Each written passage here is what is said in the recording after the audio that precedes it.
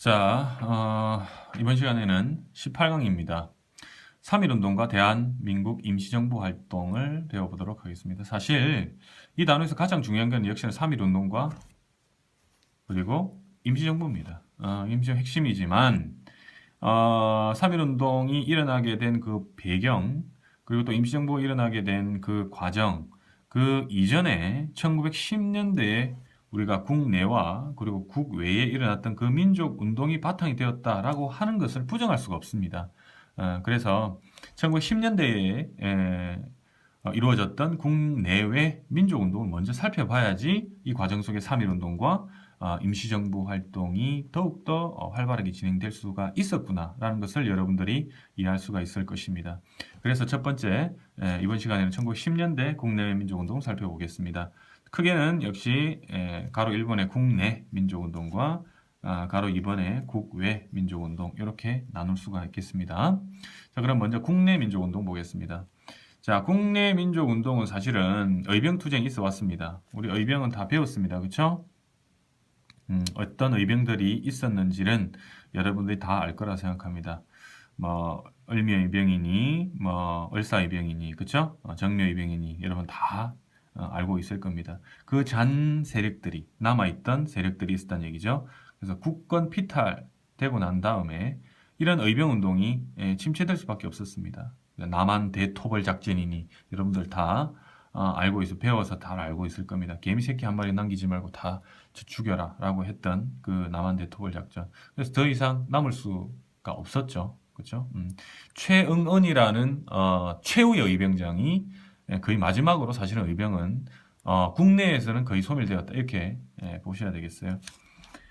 그래서 일제 단합으로 활동이 중단돼 버렸습니다. 그래서 국외로 이동을 하죠. 의병 자체가 그렇죠. 그래서 만주, 연해주, 간도 이런 데서 활동이 되게 됩니다. 하지만 비밀 결사체로서 남아있던 게 있었습니다. 당연히 1910년대는 일제의 무단 통치 시기였기 때문에 비밀리에 단체를 조직할 수밖에 없었던 것이죠. 두 개의 단체만 기억합시다. 너무나도 중요한 두 개의 단체입니다. 바로 독립의군부와 대한강복회입니다. 이 두 단체는 서로 공통점이라는 부분도 있지만 서로 반대되는 차이점도 분명히 존재하고 있다는 것을 여러분 반드시 기억해야 되겠습니다. 자, 독립의군부, 독립을 위한 의병을 잇는다는 얘기죠. 군, 그렇죠? 임금에 대한 충성, 그렇죠? 이런 것들이 의미가 합해져서 독립의군부 이렇게 이제 지어졌다고 보면 되겠습니다. 임병찬이라는 사실은 독립의군부를 이끌었던 대장이죠. 임병찬이 고종의 밀명, 비밀스러운 명령입니다. 일제에 들키지 말아야 되겠죠, 그렇죠? 그래서 비밀스러운 명령을 받아서 고종이 뭐 편지로든 뭐든 해서 임병찬에게 이러한 군대를 조직할 수 있게끔 고종이 밀명을 내렸다는 얘기입니다. 그래서 의병 전쟁을 계획하고 일제의 국권 반환 요구서를 발송하려 했는데 걸리게 된 것이죠. 그래서 복벽주의를 추구했다는 것 중요한 포인트입니다. 복벽. 복벽이라는 얘기는 뒤로 돌아간다 그런 얘기입니다. 복벽. 다시 복자거든요. 그러니까 다시 옛날로 돌아가자라고 하는 그런 주의. 옛날은 어떤 주의였습니까? 바로 왕정이었죠. 그렇죠? 고종, 순종. 그렇죠. 왕정주의. 그 왕정으로 돌아가자. 그 왕은 누구를 할 것이냐? 바로 고종이죠. 고종의 복위를 도모했던 것이 바로 독립의군부였다. 이렇게 보시면 됩니다. 대한강복회는요. 박상진이 그렇죠? 박상진이 이름 멋지네. 상진. 네, 박상진 등이 군대식 조직으로 결성합니다. 15년입니다. 친일파를 처단했습니다. 친일파를 처단하고 그리고 독립전쟁 계획을 추진하고 했는데 사실은 이제 군 자금 모금이라든지 그죠? 군관학교 설립, 추진 뭐 이런 것들이 좋은 목적이었습니다. 중요한 것은 뭐냐 바로 공화정 형태라는 것을 여러분들 반드시 기억해야 되겠습니다. 그러니까 복벽주의와 공화정 형태 완전히 상반되는 형태입니다. 그죠? 복벽주의라고 하는 것은 왕정의 형태로 돌아가자라고 하는 것이었고 공화정이라는 것은 왕의 존재를 인정하지 않는 것이죠. 주권은 국민에게 있다라고 보는 것이 공화정입니다. 완전한 반대의 형태가 국내 민족운동 두 단체로 형성되어 있었다라고 하는 것을 여러분들 기억하시면 되겠습니다. 조선국공회보다 송족회 등은 참고로 알아두시고요. 국외로 넘어가겠습니다. 사실은 국외가 더 중요하다고 보시면 됩니다. 만주, 연해주 등 중심으로 독립운동기지 독립운동 기지를 건설하고자 했던 것. 자, 특히 국외민족운동은 여러분들이 이렇게 세 그 지역으로 구분해서 여러분들 파악하는 게 아주 좋습니다. 먼저 중국 지역 보겠습니다. 중국 지역도 세 군데로 이렇게 나뉘는데요. 북간도. 자, 간도와 만주의 지역은 사실은 겹친다고 봐야 됩니다. 간도와 만주는. 그래서 간도는 어디까지고 만주는 어디까지냐 서로 겹칩니다. 그래서 이게 만주라고도 이야기할 수가 있고요. 그 다음에 이거를 간도라고 이렇게 얘기할 수가 있겠습니다. 헷갈리시면 안 되겠습니다. 자, 북간도 먼저 보죠. 간도 지역에서 북쪽에 있는 간도다. 이렇게 보시면 되죠. 여기서 보면 요 지역을 얘기합니다. 요 지역. 그쵸? 요 지역, 북간도. 이렇게 보시면 돼요. 자, 북간도를 보면 왕칭, 그 다음에 룽징, 용정, 여기 중심이고요. 중광단 등이 결성이 됩니다. 중광단, 그렇죠? 여기에 중광단이 나와 있습니다. 중광단이 결성이 되고, 그리고 명동학교가 운영이 됩니다. 명동학교, 윤동주가 나왔던 학교입니다. 명동학교. 그 정도 기억하면 이 중광단은 나중에 뭐가 되죠? 그렇죠. 북로군정서로 바뀌게 되는 거죠. 그래서 이 북로군정서에 김좌진 장군이 나중에 1920년대 청산리 대첩을 이끕니다. 청산리 대첩. 나중에 배웁니다. 오케이. 그다음에 서간도입니다. 서간도는 조금 더 중요합니다. 자, 서간도는 만주를 따지면 남쪽, 간도를 따지면 서쪽, 그렇게. 그래서 서간도 혹은 남만주 이렇게 얘기합니다. 이쪽 삼원보 지역이죠. 이 지역이다. 이렇게 보시면 돼요. 그래서 요 서간도 지역 삼원보입니다. 이 위치상 이렇게 삼원보란 지역 이름이죠. 이를 중심으로 신민회 회원들이 중심이 돼서 개척이 되었다.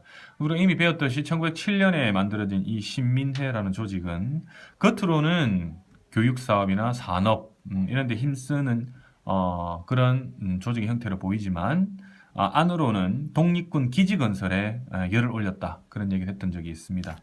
그래서 이들 신민의 회원 중심으로 요 지역이 개척되었다. 이렇게 보시면 되겠습니다. 그리고 경학사라고 하는 것은 우리나라 만주에 생긴 최초의 독립운동 단체입니다. 경학사. 예, 기억하세요. 경학사가 조직이 되고 독립군 양성을 위한 신흥강습소 너무나도 중요하죠. 신흥강습소 나중에 이 신흥무관학교로 개편이 된다. 이렇게 보시면 됩니다. 나중에는 경희대가 이걸 이제 정신에 있는 것이죠. 그리고 밀정에 보면 그 조진웅이 있지 않습니까? 속사포. 나는 신흥무관학교 마지막 졸업 기수다. 이렇게 얘기하기도 하죠. 상하이 보겠습니다. 그래서 이 신흥무관학교는 정말로 우리 독립군들의 많은 지휘관을 양성을 했던 정말 핵심적인 지휘관을 양성하는 단체다. 학교다. 이렇게 보시면 되겠습니다. 상해에서는 신앙청년단이 있었는데 김규식이 이 신앙청년당을 이끌었던 김규식이 나중에 파리 강화회의에 참여한다. 파리 강화회의는 1918년까지 이제 제1차 세계대전이 끝이 나고 파리에서 제1차 세계대전을 정리하는 회의입니다. 그래서 성정국 중심으로 이루어졌던 회의였는데 이때 김규식이 파견되기도 하죠. 연해주 보죠. 연해주는 이 블라디보스톡 중심이다. 이렇게 보시면 우리나라 여기에 이제 지역이 이렇게 되거든요. 그 오른쪽에 보면 블라디보스톡 이렇게 되어 있습니다. 자, 블라디보스톡이 신안촌이 건설이 되는데 권업회가 조직돼. 권업회 말 그대로 그러니까 직업을 권하는 그런 형태. 그러니까 겉으로는 아주 직업을 권할 정도 아주 유한 그런 형태였는데 사실은 이제 속으로는 그런 일 한 게 아니죠, 그죠? 겉으로 그렇게 이제 보이게 할 뿐입니다. 권업 신문도 발간하고 이후에 대한광복군 정부 체제가 수립됐다는 거 이런 형태도 중요합니다.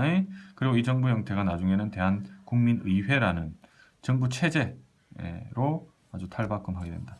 이거는 나중에 언제 나오느냐? 여러분 좀 이따가 나오는 3.1운동 때 통합운동, 그렇죠? 정부 통합운동할 때 하나의 체제로 정부 체제로 이제 계승이 되는 그런 형태 중에 하나의 정부 조직입니다.